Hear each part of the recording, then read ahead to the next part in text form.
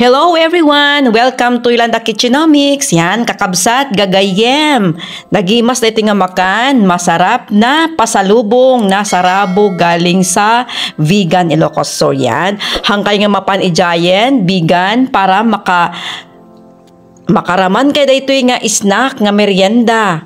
Mabalin aramidan ijay balay, nagpaiso, nagimas talaga dito nga nga sarabo galing sa Vegan. Yan, ito ang kanilang pasalubong na espesyal gagawin natin ngayon na pagluluto. Yan, kasi gagawin natin ngayon ito sa bahay. Arimidan tayo dito balay tapno. Adayo mo gamin datoya kung takloban, so adayo jayan me, so kata makapangpanganak na ito nga chewing and sticky nga kankanen. Ito nga rice cake. Wow, so yummy, nagimas talaga nga naraman na. Talaga naman itong ating large coconut, gagamit tayo may isa nga nyog nga dakkel. 1 coconut, syempre lagyan natin ng 1 cup of hot water or lukewarm water para makuha natin yung katas, yung extract ng ating coconut milk. Yan.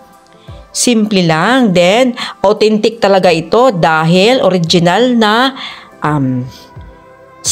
sarabo or pasalubong galing ng vegan. Yan, nakagawa tayo dito ng masarap na nagimas nga makanakang kanin. So, ito naman, meron tayong buko. Yung buko flesh natin, yung buko na young coconut. Yan, ito ay optional lamang. Kung wala po nito, okay lang, makakagawa pa rin kayo ng masarap na royal bibingka ng vegan. Yan, meron ditong 100 grams of melted butter. Mimelt natin and set aside.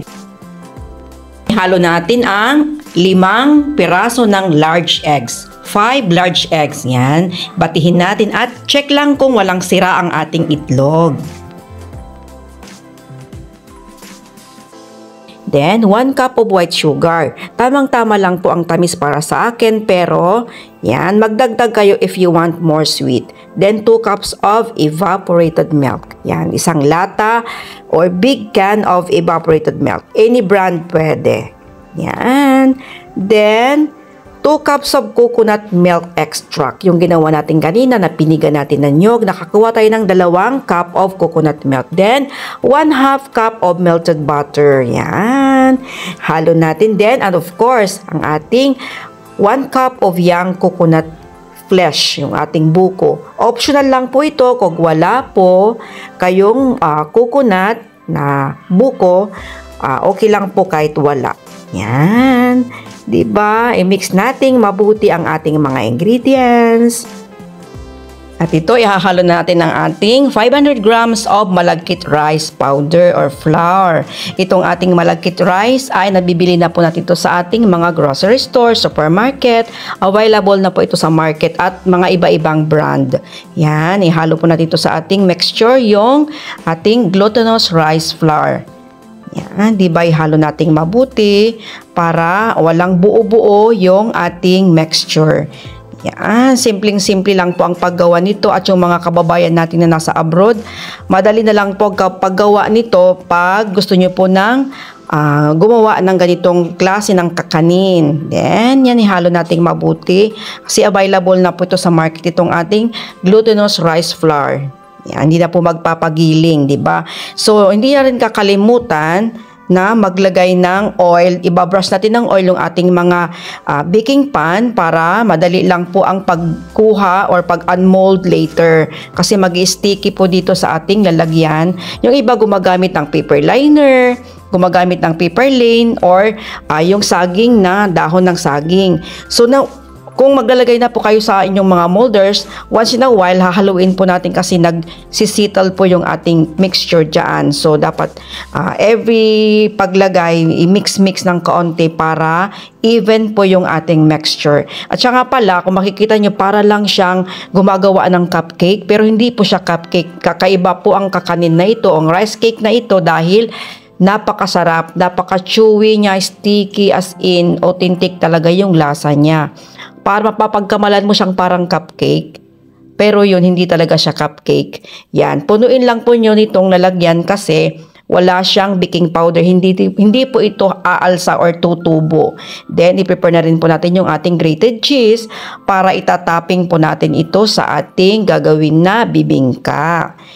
At yan ang ating grated cheese. Then, ang technique nito, ang tip ko sa inyo, pag mag-bake kayo, ilagay nyo na yung cheese. Yan. Sa totoo lang, marami na akong business na kagawa ng royal bibingka, pero mas gusto ko pa rin yung ilalagay na yung cheese dito bago i-bake. Yan. I-bake natin ito ng 190 Celsius or about 45 to 50 minutes yung ating royal bibingka. Yan, bibake natin yan sa ganitong oven. So, nadepende po yung oven natin, ha? Iba-iba po yung ating oven, ang init ng ating oven. Yan. So, ang technique niyan, lalagay nyo ng tin foil para hindi siya gaanong masunog yung kanyang cheese. Ganyan. So, ang ating after ng 45 to 50 minutes, i-rest muna natin sandali hanggang sa hindi na po makadong dumikit, i-unmold na po natin yan ng dahan-dahan para hindi po masira yung gilid-gilid niyan. So, mas masarap ko talaga yung royal bibingka, yung pinakagilid-gilid niyan, yung medyo matutong ng konti, yung brown. Yan. So, pwede ilagay nyo sa paper liner o kaya cupcake liner. Yan, para mas ganda ang itsura sa inyong packaging.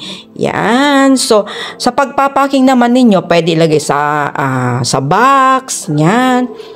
Kayo na lang bahala kung ano bang maganda. Pero suggestion ko, sa box, ilagay sa paper liner, ilagay sa daon ng saging, pwede ilagay sa clamshell o kaya sa mga tab. Yan. So, kung anong mga packaging na mas madali at mas mura, yon, mas magandang kayo po yung mag-decide.